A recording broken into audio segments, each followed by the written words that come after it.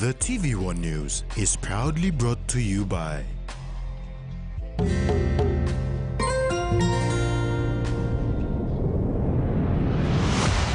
BSP, our bank, our people.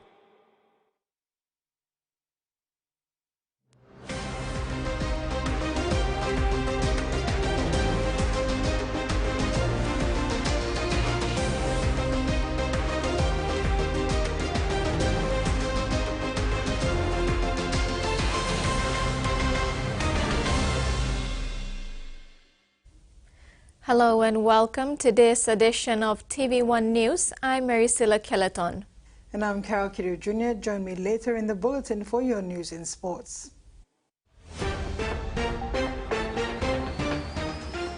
In this edition, enough campaign to end hunger and malnutrition.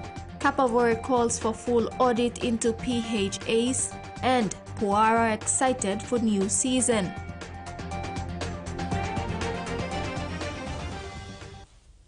On November 27, more than 27,000 students graduated from the Kiunga Technical Vocational Training Center in Western Province, marking the 46th conventional and second national certificates graduation.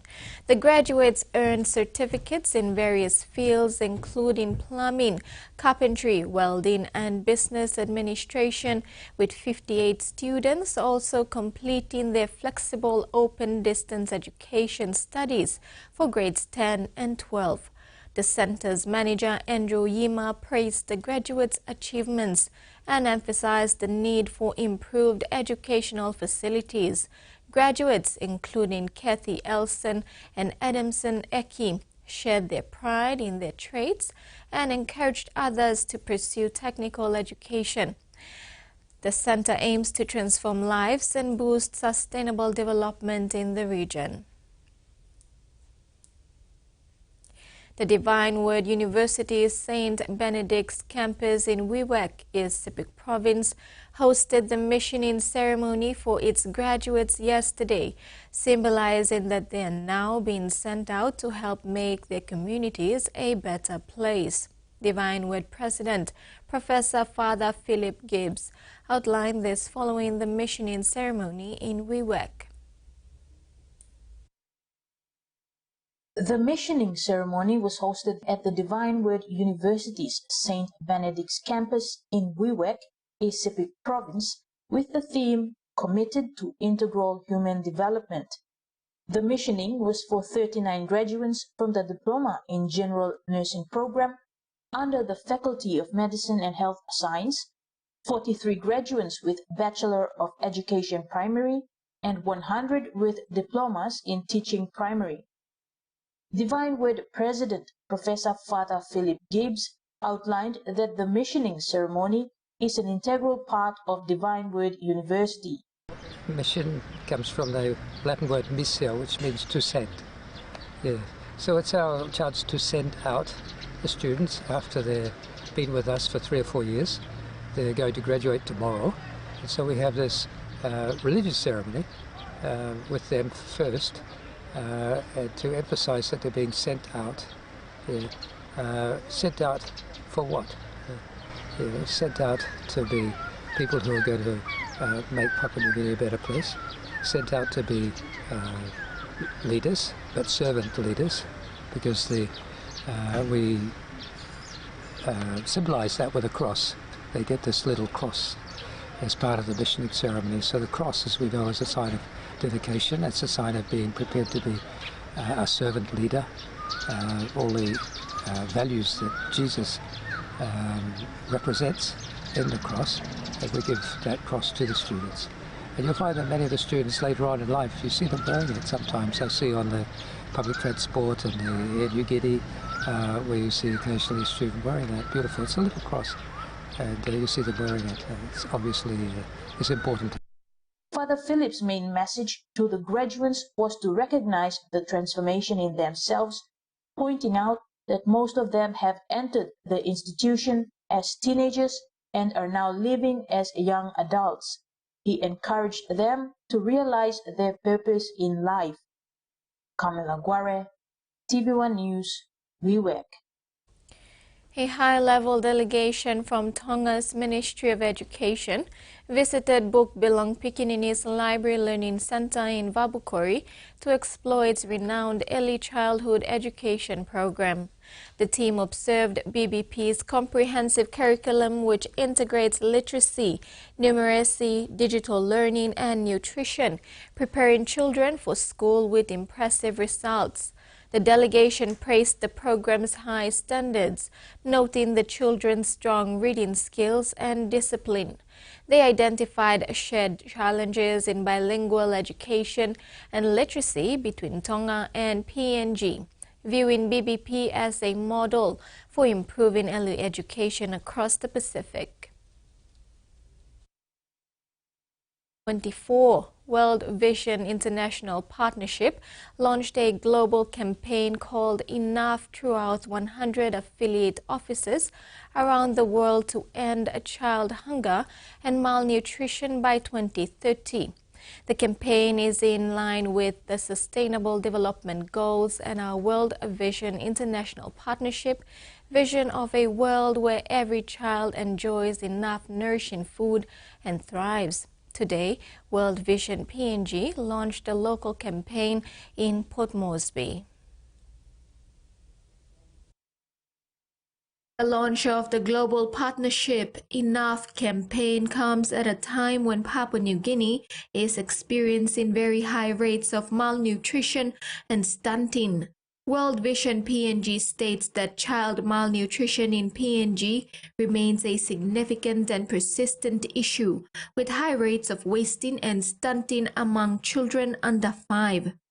In Papua New Guinea, tackling hunger, nutrition, and food security challenges requires the collective effort of diverse sectors. Therefore, the World Vision PNG's local Enough campaign is called Healthy Kaikai, Healthy Pikinini, and is an education campaign aimed at creating awareness through interventions and nutritional dialogues with all actors for a multifaceted, integrated approach. As a part of World Vision International, we're launching this campaign, Healthy Food, Healthy Children. For us in World Vision, with our strong child focus, this campaign is really important. It's part of something that we're trying to build into every part of our work, as we want to see life for our children. We say in World Vision, life in all its fullness is what we want to see. The Healthy Kaikai, Healthy Pikinini campaign aims to raise awareness and advocate to relevant stakeholders in Papua New Guinea of the need to collaborate on strengthening healthcare services, promoting maternal education, improving access to nutritious food, and implementing community-level health programs to combat malnutrition in children. We have decided that we have had enough of not having enough nutritious food for children. There's enough food on this planet to provide nutritious food to all the children and the adult. And yet, children everywhere we work struggle to have access to nutritious food. Kamate reiterated the global issue facing children worldwide today, and similar to other WVI field offices, highlighted that tackling hunger, nutrition, and food security challenges requires the collective effort of diverse sectors. Meantime, Jensen made a call to action for the private sector, corporate entities, churches, and civil society organizations to work in partnership to support the government of PNG and a firm commitment to ending malnutrition in children under 5 years in PNG by 2050. You're watching TV1 News. We'll have more news stories after the break. Stay with us.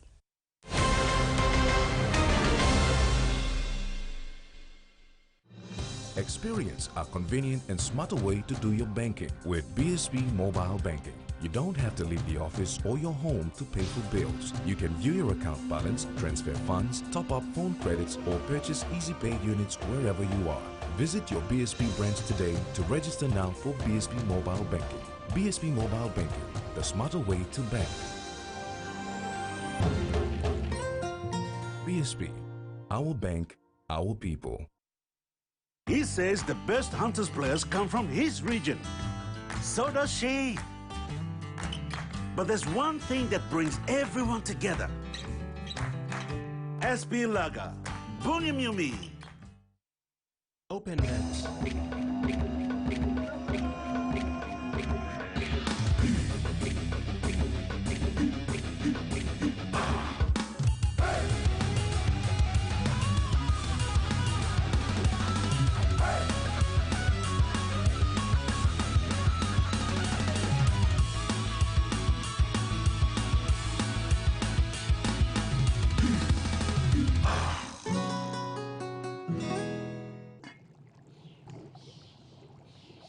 Hiya, Mama.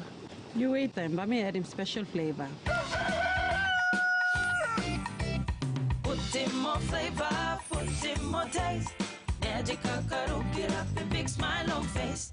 Time for kim chicken, a great kumutu. Sip, sip, the moo, yes, magic on you.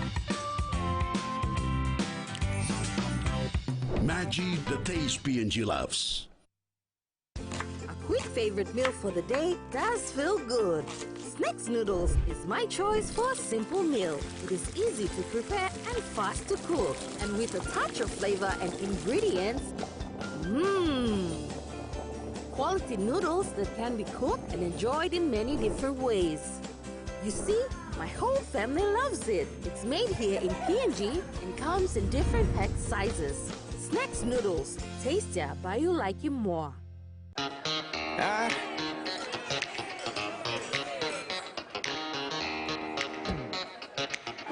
Superstition ain't the way.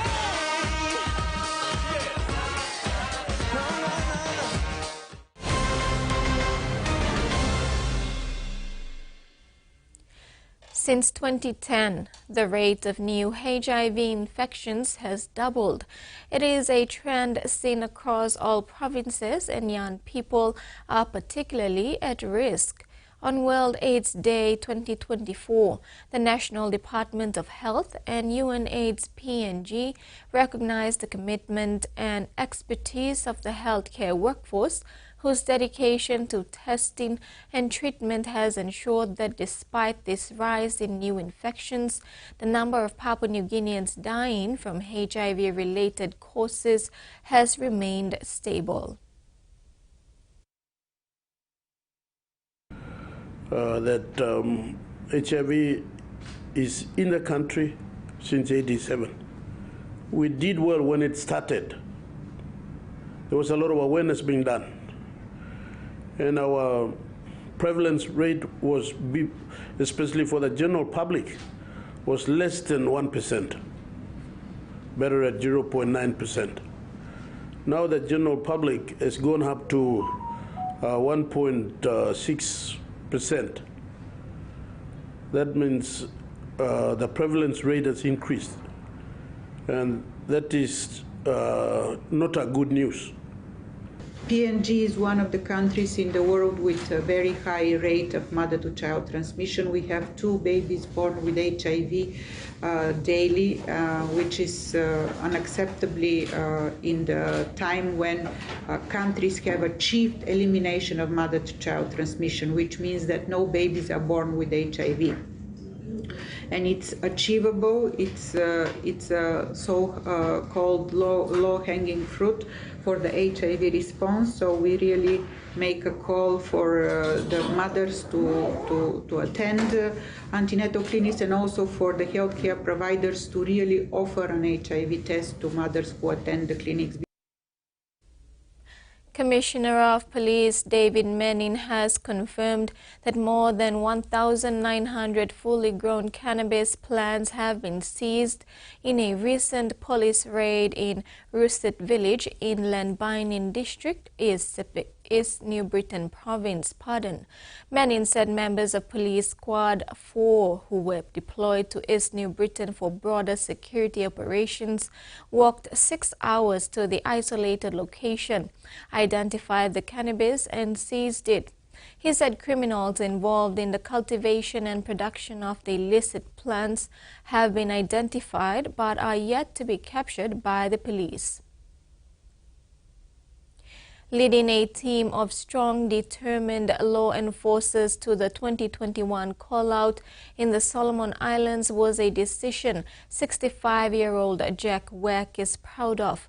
Weck was amongst 44 others who received an international award from the Solomon Islands government recently.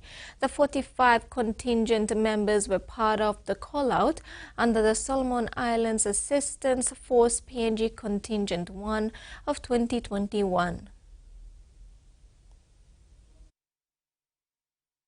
On November 24, 2021, the Solomon Islands government reached to Papua New Guinea government to send in reinforcements to assist local police force restore normalcy to what was a peaceful protest that turned into an ugly civil unrest. The Solomon Islands government had decided to recognize the People's Republic of China over Taiwan, and this did not sit well with its people. Protesters turned on the government, and many Chinese businesses in Honiara's Chinatown were targeted, looted, and burnt. Inspector Jack Weck was the team leader of the call-out contingent that brought reinforcements to Honiara. He led 30 police personnel and 14 members of the correctional services. We're having the crisis riot, and the situation was in chaos. They burned down the stores. So the government to government, Solomon Island government asking Papua New Guinea government for the assistance, and that's why it was asked through the commissioner, then commissioner to our director, special service division, then that's how we were deployed. Weck said their main challenge at the time of deployment was COVID-19. Resources and support was also minimal. We deployed in terms of the situation itself and the COVID. He said communication was the key strategy in bringing normalcy to the Solomons. We went down from here to Solomon Island, and we spent 2 nights in Honiara.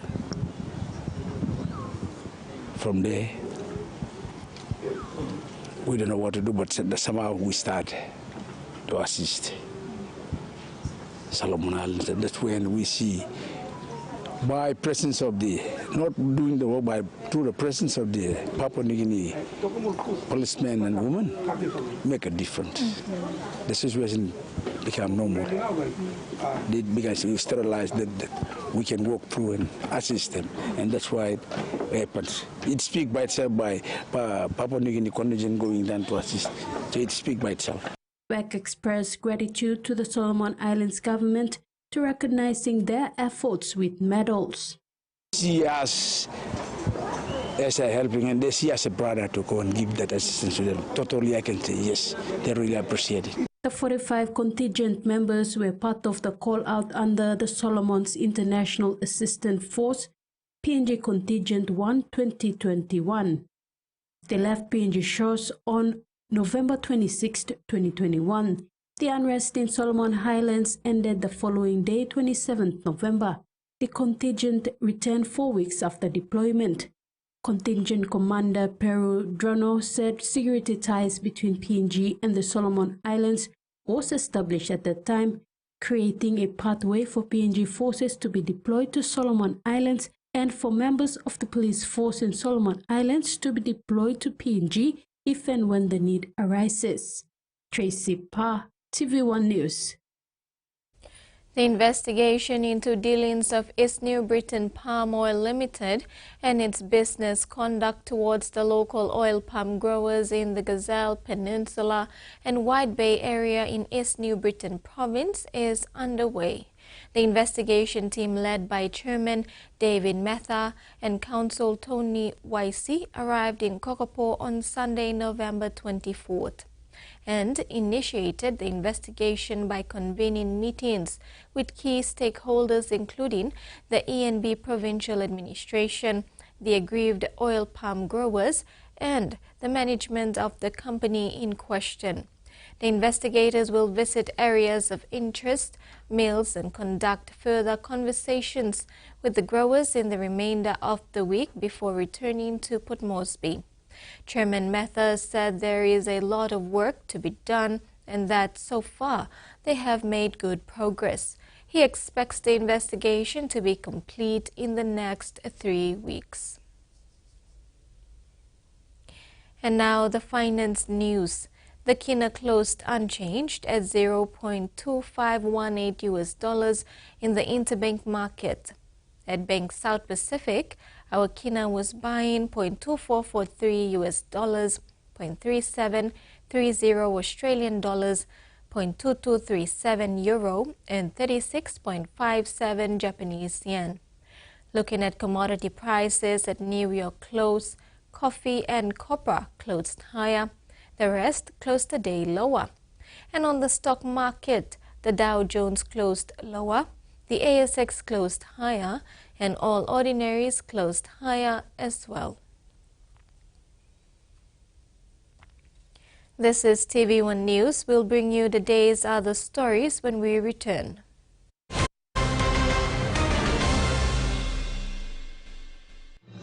Experience a convenient and smarter way to do your banking with BSB Mobile Banking. You don't have to leave the office or your home to pay for bills. You can view your account balance, transfer funds, top up phone credits, or purchase Easy Pay units wherever you are. Visit your BSB branch today to register now for BSB Mobile Banking. BSB Mobile Banking, the smarter way to bank. BSB, our bank, our people. A true champion is measured by their courage, their determination, and their passion to never give up and to always keep trying. With a delicious Milo in milk taste and added nutrients, Milo in milk is a great way to fuel our little champions with nourishing energy every day. Because true champions give it their all. Milo, PNG and Mia. Prime PNG made. Enjoy life when we work together, making happy memories that last forever. Harem talk young or roll the scale rice family meal with talk. Don't bring out the smiles cause it's a favorite by miles. Seni sigola scale rice low scale price. Seni sigola scale rice low scale price. But you like him? Bro, it's awesome, man. Pepsi promotion. I'm so excited. Let's go, let's go. And Pepsi from Max. Pepsi from Max. And how do you win this? 2 plus Pepsi, that's all. 2 cans, bro. 2 plus, that's all. You get yourself a chance to win this box of Max. It's crazy cool. My God. Pair of headphones. It's a towel. How about that? Cooler box. Yeah!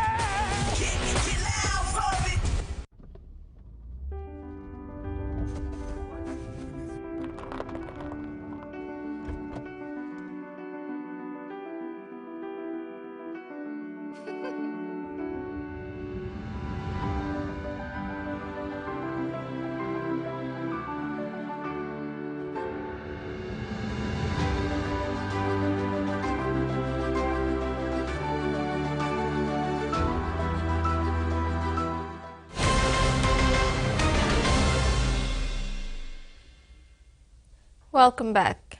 Chinese ambassador to New Zealand Wang Xiaolong warned of the negative political fallout of New Zealand joining the AUKUS Pact. AUKUS is a 2-stage defense pact formed by the US, Britain and Australia as part of efforts to push back against China's growing influence in the Asia-Pacific region. Dr. Wang said the AUKUS Pact would lead to greater divisiveness, confrontation, or even conflict and war. while rejecting accusations about China's political interference in New Zealand. Labour and the coalition have struck a deal to rush bills on immigration detention through Parliament in the final sitting days of the year. It's the latest in a series of laws that push the legal boundaries of government action against detainees. Through legislation, passing laws to cut HECS debts. The ayes have it. Boost childcare workers' wages. The ayes have it. And lift school funding. The ayes have it. The social media ban for kids under 16 has been rushed through the lower house. The result of the division is ayes 102, noes 13. The matter was resolved in the affirmative. And it's expected to pass the upper house with just as much haste. This is absolutely riding roughshod over Parliament in a completely unacceptable and unaccountable way. Behind the scenes, a deal has been done between Labor and the Coalition to ram through 3 immigration bills, to pay other countries to take back immigration detainees with limited safeguards, to block all visitors from countries that won't take back their citizens, and the power to search detainees without a warrant and confiscate their mobile phones. The only reason you want to do that is so they don't have a lifeline. So they're out of sight, out of mind. I think the real problem here is that we have a government willing to repeatedly legislate in a manner that breaks the law. Labor hasn't spoken about the deal. The Coalition has. This is us setting the agenda when it comes to national security and immigration. They've decided to kowtow to the opposition and try and cut off some sort of fear campaign that they predict will come at the next election. A flurry of bills being passed and others being dumped.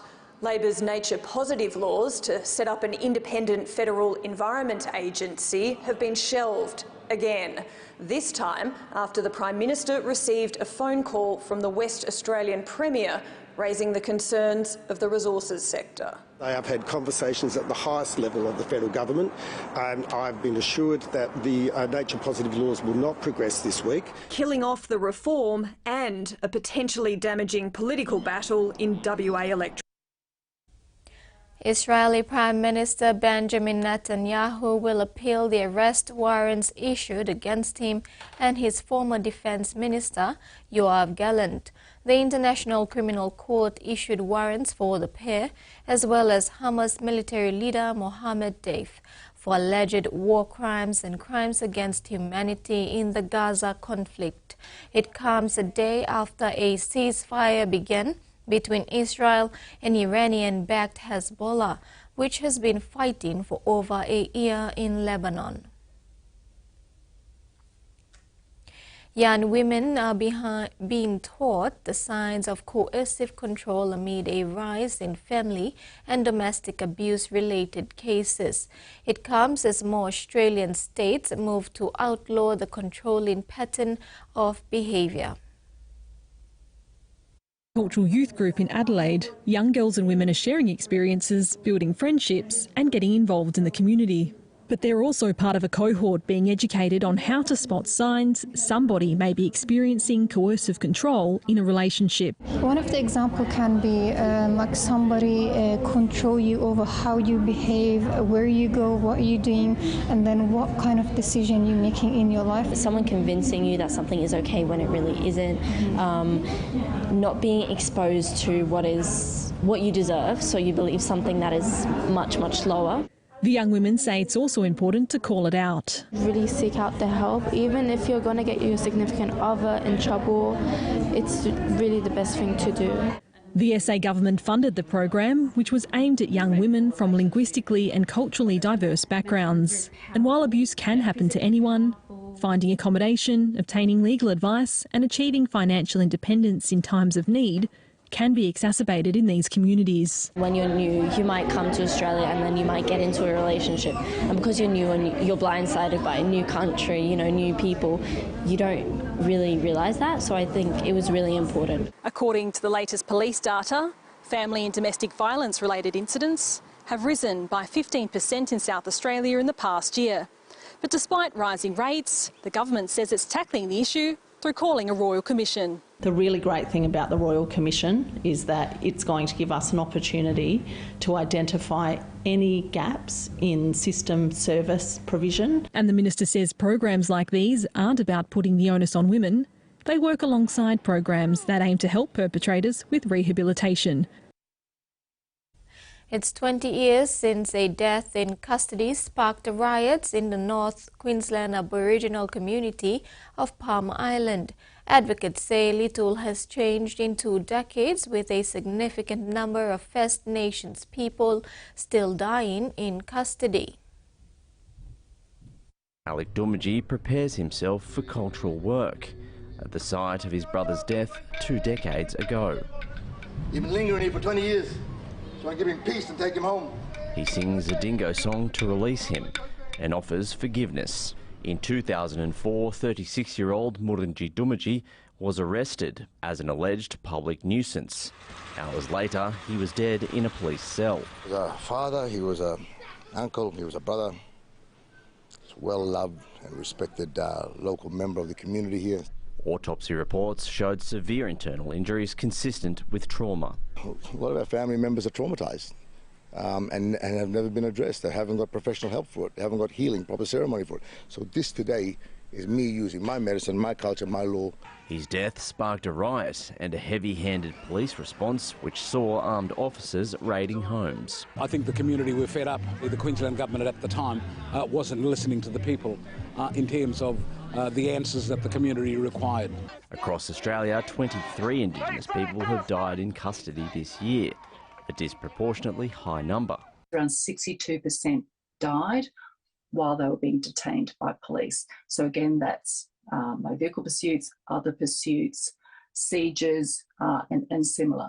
Lawyer Stuart Levitt led a class action into the police response and lobbied for arresting Officer Chris Hurley to be charged. A jury found Hurley not guilty of manslaughter. Mr Levitt says the criminal justice system is stacked against Indigenous people. They're dependent upon an overburdened legal aid system where they're encouraged to plead guilty even to things that they didn't do. Police Minister Dan Purdy said the government is committed to improving the outcomes for First Nations communities and is conducting a watchhouse review to see how the facilities can be made safer. For friends and family, the memories of Murungi Dumaji's death and many others who died in custody remain. It's a healing day, of course, of the terrible trauma, but not just for our brother, but for all the deaths in custody in this country. Back home, the 16 Days of Activism Against Gender-Based Violence campaign is a global initiative aimed at raising awareness and preventing violence. SP Brewery has jumped on board the 16 Days GBV Activism campaign. SP is working in collaboration with Departments of Community Development, Youth and Religion to drive the campaign. The Activism campaign started on November 25th and ends December 10th.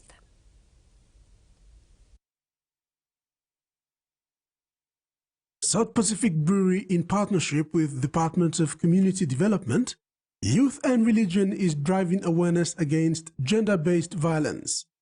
The 16 Days Activism Against Gender-Based Violence is now into its 3rd day. This awareness campaign was established after the signing of a Memorandum of Understanding last month through DFCDR's National Gender-Based Violence Secretariat. Its stakeholder in the MOU hopes the partnership will help alleviate GBV in families and society at large in the country. As a corporate entity, SP Brewery's participation is part of its corporate social responsibility, and the company is happy to be contributing to addressing such a complex issue. SP Brewery's Managing Director Ed Wedgman said, as a Papua New Guinean company with a 73-year history, SP Brewery is genuinely concerned with the impact of violence on any PNG society. Wedgman added that the company acknowledges violence as a major development setback in PNG and believe by taking an explicit stand against violence, it can demonstrate leadership by raising awareness and advocating behavioral change in Papua New Guinea. In a meaningful step forward under this course, SP Brewery hoisted a symbolic flag incorporating the SP Brewery corporate logo in a purple field to show solidarity in the fight against GBV.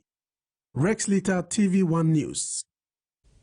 The Department of Health will be carrying out a full audit into the provincial health authorities across the country. Minister for Health, Elias Kapavore, announced in Parliament today. The Provincial Health Authority Act 2007 was enacted by the National Parliament in 2007 with the intention to create a unified entity for purposes of managing and delivering integrated health services to the people at the provincial level. However, most often, the role of the provincial health authorities are abused. Minister for Health Elias Kapavore during Parliament today announced that the department will be carrying out audits into the provincial health authorities nationwide. Kapavore also said that chief executive officers of each PHA must submit quarterly reports to the minister as well as the departmental head. And that ends our news segment tonight. Carol will join you for your news in sport after this break.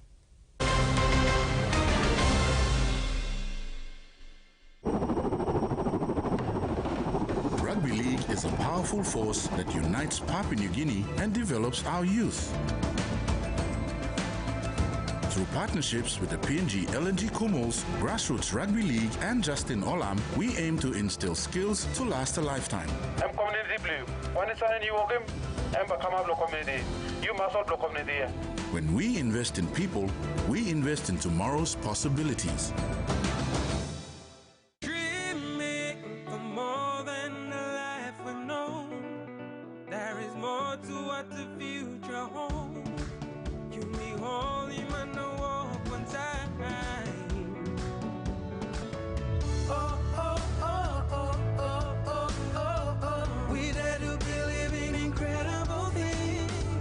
Oh, oh, oh, oh, oh, oh, oh, oh. With money plus we're ready to go.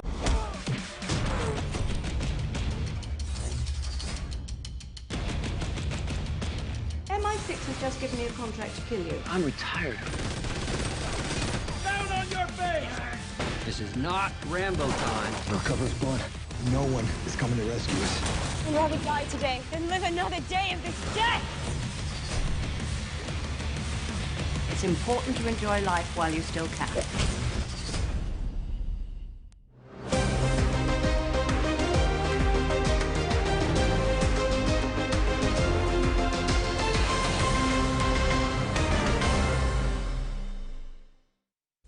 Welcome back and thanks for staying with us. The Biala Suarez Rugby Union Sevens Club is set to host its annual tournament from December 26 to 28 in Ewase Village, Biala. LJ Hooker has come on board as major sponsor, promising top-tier rugby action and community excitement. The Biala Suarez Rugby Union Sevens Club is set to host its annual Rugby Sevens tournament from December 26 to the 28th at Ewase Village in Biala, West New Britain Province. The event is drawing excitement with major sponsorship from LJ Hooker and participation from teams across Papua New Guinea. LJ Hooker has come on board as the tournament's naming rights sponsor, presenting a cheque of 15,000 kina during a press conference in Port Moresby earlier this week. The funds will cover prize money for the competition, with 10,000 kina allocated for the cup winner and 5,000 kina for the runner-up. And we are pleased to announce LJ Hooker as our major sponsor and naming rights sponsor, which we are very grateful for. The tournament has also secured support from additional sponsors, including Zadzil Limited for the plate winner category, Abus Nakumu for the plate runner-up prize, and S&J Hire Car as the bowl category sponsor. Digicel has also contributed merchandise for the winners. In a significant boost for player welfare, Active Physio Fit, led by sports physiotherapist Hendriella Vilossi, will provide professional physiotherapy services throughout the tournament. We're quite grateful for Hendrix to join us at the tournament as well, to be our official physio. This year's tournament has grown significantly from its inaugural event in 2023, now featuring over 20 teams from across Papua New Guinea. Teams from Kavian, Goroka, Rabaul and Port Moresby will join local teams from Biala, Kimbe and Hoskins to compete for the top prizes. Competing to make the tournament more exciting and interesting will be clubs that are coming up from outside around PNG. So the Biala Suarez Rugby Sevens tournament promises 3 days of thrilling rugby action, grassroots development and community spirit, kicking off on December 26 at Ewase Village in Biala. Don't miss this exciting showcase of rugby talent. 2024 National Rugby League premiers Mount Hagen Eagles dynamic number 9 and PNG Hunters training squad member Lenchil Kiap is relishing his opportunity to learn from the big boys and develop his game. The Hagen-born and bred Engen native has had a breakout 2024 season, helping the Western Highlands franchise end their 26-year premiership drought after defeating Hella Wigman in this year's Digicel ExxonMobil Cup decider.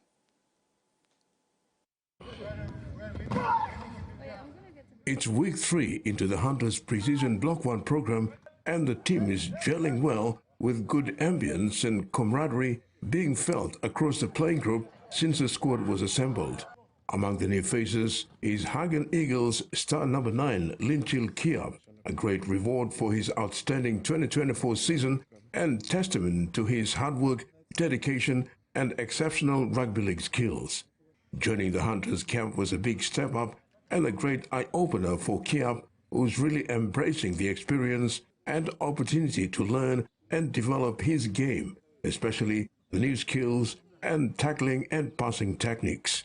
Yes, lo camp lo antas and Milan implant new something as all tackle techniques, passing, some legal skills me down them. Milanim big level or something as so Digicel Cup and more down the league has come there mad, but I'm still learning. So yeah. Has all helping me a lot. As me come nibla, me foul league lo sambla at least or sambla drills na molem like tapia. Stood up me ask him sambla league help him them coach wartopo make him sambla help him lol na yeah he block all right. Kiap said having to rub shoulders with the experienced boys is getting a lot of valuable tips from Tape Solo in particular and Hunters assistant coach, Foundation Hunters number 9, Warto Puara Jr. We play school boys, come to school boys, junior Kumuls lo 2017. Start with Islam, we come in lo Eagles. Eagles na come Eagles, play Kamosem, come winning grand final na. We come in lo preseason. Lo. So yes, I'm one the big play achievement lo. Carry out me. Yes. Me play come le Mosem dream blog at all PNC. Boys lo come lo isla. Isla in states. Yes, for me I'm me grateful na. Me honored. Born and raised in Mount Hagen, Kiap started his rugby league career playing at the school boys and made it through the junior Kumuls in 2017 before making his debut at the Digicel Cup level with the Mioks. Kiap returned to the Eagles and proud to be part of their grand final glory this year. Breaking into the Hunter system is everybody's dream, and for the soft-spoken Kiap. One me back at all. Aim na goals lo so. As for me, it's a dream lo where him Hunters no Kumul jump on, but fine day, fine time. Terry Longwood, TV1 Sports. PNG Hunters Foundation team number 9 and now part of the Hunters coaching staff, Watovo Puara Jr., is quite optimistic for an exciting 2025 season after falling short by 1 game in 2024. Puara said in 2025 they are setting their eyes on going beyond top 4. Puara, who was of the history-making Hunters team of 2017, is even more excited for the caliber of new talent in the camp, especially their attitude and enthusiasm. Puara is also excited to reveal the Hunters squad this year has some size and height in the mix as well, which is a big boost for Hunters pack. The PNG Hunters' lack of size and height has been an ongoing issue that continues to generate public debate and opinion on social media. However, that might be a thing of the past with the emergence of new blood in the Hunters camp that will add size and height to the team going forward. When giving a brief overview and update on how the preseason training is progressing so far and how the boys are responding, assistant coach Warato Puara Jr. said everyone is doing well, especially the new boys who are adapting well to the new system. This season we said we are top four team. This year, next year we want to be a top 1 team. So we're stepping up in everything. Even with it's good that we have a coach that is not looking at the current players but developing players that comes up. Like when we lose Judah, at least we have young Finley there to cover him and all those players. Yeah, other young players, Felix, young players is coming through, so it's good for us. So we maintain our standard in the comp. That's the first thing that our standard. First thing we want to bring across to the new players is what the expectation that we expect from them here. We are not in the Digital Cup, we are in the top level, so it's a bit more professional up here than the Digital Cup. So we want everyone to be on the standard we want them to be here. Puara said this year they made it to the top 4. For next year, they want to be a top team, which means they must step up in all aspects of their game. Puara also highlighted the first thing they want to bring across to the new players is maintaining high standards. In terms of size, Puara said this year the Hunters forward pack will be huge, with the inclusion of some big boys, which is a far cry to recent years where the Hunters' lighter pack has been playing second fiddle to a lot of Queensland teams. This year is it's a bit.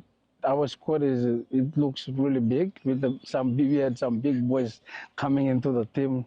That's something that we were looking at the beginning of the year this year. So now we have with our forward pack we got big boys there, and then with the current boys this year we have 7 boys going into the Kumul first year and they straight to the Kumul with experience. So they bring experience back to us, and then the young boys we have a good mix there. We got some 3 or 4 old boys there, but that's a good mix that they can lead the young boys and the boys that first year this year. Apart from existing forwards, the Hunters' new forwards have the likes of Stephen Bruno, Himson Ulalom, Vale Manuma, Norman Akunai, Murray Figure Connors, Jacob Lott and Apel Capinias, who is back from injury. The Hunters team for 2025 is focused on skill and versatility. They have brought in a new group of players who can cover more than one position. Puara mentioned that Rugby 7's convert Derek Voko, who brings special skill, talent, speed and agility to the Hunters backline, would be a bonus if he makes the final cut. Another bonus for the team is having the 4 Kumuls back this week from the Pacific Championships. Terry Longwood, TV1 Sports. Australia's most capped Matilda believes the game is in good hands ahead of her football farewell in Brisbane. Claire Polkinghorne grew up watching soccer matches at Lang Park. Now she'll step off the pitch as one of the sport's greats. Polkinghorne's played hundreds of games in Brisbane, but her 168th Matildas match will be different. Just really special to be able to play one last game here at home. A Lang Park send-off, only fitting for the 35-year-old who was the first woman to play 100 A-League matches before becoming Australia's games record holder. We use the word legend very loosely these days, but I think it describes her. She's been not just a stalwart within the team on the field, but off the field. The defender will have 45 family and friends in the stands, including brother Tom, who's travelled from London. It was a long way to come, but certainly no question that I was going to make the trip back. Really looking forward to it, and to be finishing in Brisbane, where we sort of grew up, and the stadium that we saw so many big games. There'll be a crowd of 40,000 watching the Matildas face the Olympic silver medalists, a stark contrast to when Polkinghorne first played for Australia in 2006. Claire debuted when the game wasn't even televised, and then you're talking about the England semi-final being the most watched TV event in Australian history is pretty crazy. The team's in a really good spot. We've got players playing in the best leagues around the world. She'll be staying close with her next career move decided. So you haven't spoken to FA about the vacant coaching position of the Matildas at all, or? No, but it definitely is something that I would love to pursue in the future, is coaching and just staying in the game. The inaugural Highlands Regional Youth Games at the National Sports Institute in Goroka, Eastern Highlands Province has picked up. Youth teams are digging their heels deeper to earn medals. The Highlands Regional Youth Games are showcasing sporting entertainment from football to volleyball and basketball to athletics. Since the opening of the Highlands Regional Youth Games on Monday, 25th November, teams have been put in great effort in winning their matches. Teams travelled from as far as Kutubu in the Southern Highlands province to participate in the event. In athletics, Goroka men and women's teams have been the best sides in 100, 400 and 3,000 meters and 4x100 meter relay. Ungaibena and Jimmy districts put up a strong performance in track and field. Ungaibena and Jimmy are also in front of others in javelin. Anglimp, Southwagi and Ungaibena are leaders in the men's volleyball. Trailing them are Medi Munihu and Goroka. In the women's competition, Goroka and Lufa lead the way with Notwagi and Okapa chasing their tails. In the men's football, Yalibu Pangia and Kagwa Erave are leading in pools A and B respectively. Both teams won all their matches and registered a draw each on the score sheet. North and South Wagi are trailing them. Meantime, Yalibu Pangia and Kagwa Erave are also leading in the women's football competition. Obura Waninara and Kainantu have been the best sides in Tats football so far. Their men and women's divisions have been dominating the pitch. Forfeits in Tats footy could put Mendi women and Yalibu Pangia men competing for medals. Games have been equally contested so far. The last regional youth games was held in 2023 in Madang province for the Momase region. The initial regional youth games was held in 2022 in Alatau Milne Bay province for the southern region as a pilot. The regional youth games may be a new concept, but it is expected to find its place in the sports realm.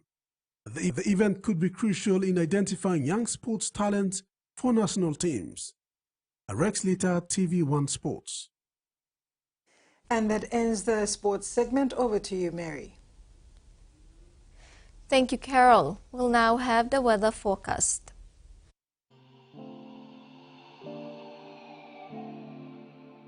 Southern, Port Moresby, partly cloudy with few showers and possible thunderstorm. Daru, cloudy periods with brief showers and possible thunderstorm. Alotau, partly cloudy with possible brief showers. Momase, Lay, cloudy periods with few showers.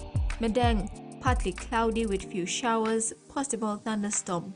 Banimo, cloudy periods with few showers and possible thunderstorm. New Guinea Islands, Larengao, partly cloudy with possible rain showers. Kokopo, Rabaul, partly cloudy with few rain showers and possible thunderstorm. Buka, partly cloudy with few showers and possible thunderstorm. Highlands, Mount Hagen, partly cloudy with few showers and possible thunderstorm. Goroka, Buns and Kundiawa, cloudy periods with few rain showers and possible thunderstorm. Mandi, Tari and Wabeg, cloudy periods with some rain showers and possible thunderstorm. Coral Seas, seas moderate to rough with easterly to southeast winds of 10 to 20 knots, increasing to 25 to 33 knots. Solomon Sea, seas light with southeast to easterly winds of 10 to 15 knots. Bismarck Sea, seas light with east to southeast winds of 10 to 15 knots. And Pacific Ocean, seas light with easterly winds of 10 to 15 knots. Waters of southern PNG Indonesian border to Daru, to Kiwai Islands, to Kerema, to Yule Island to Hood Point to Samarai Islands, waters of Samarai Island to Cape Bogle and all Milne Bay Islands, and waters of Finchafen through Whittier Strait to CSE Long Island, seas 0.5 to 1.5 meters. Waters of Manus and its western group of islands, seas 1.5 to 2 meters. Waters of Cape Bogle to Huon Gulf to Finchafen, seas 0.5 to 1 meter. Waters of Medan to Wewak to Vanimo and northern PNG Indonesian border, and waters of West New Britain, seas 0.5 to 1.3 meters. That brings us to the end of this edition of TV1 News. Have a pleasant evening. Bye for now.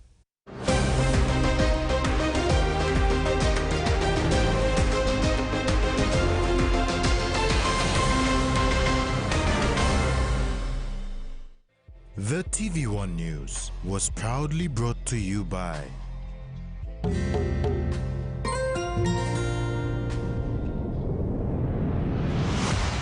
BSP, our bank, our people.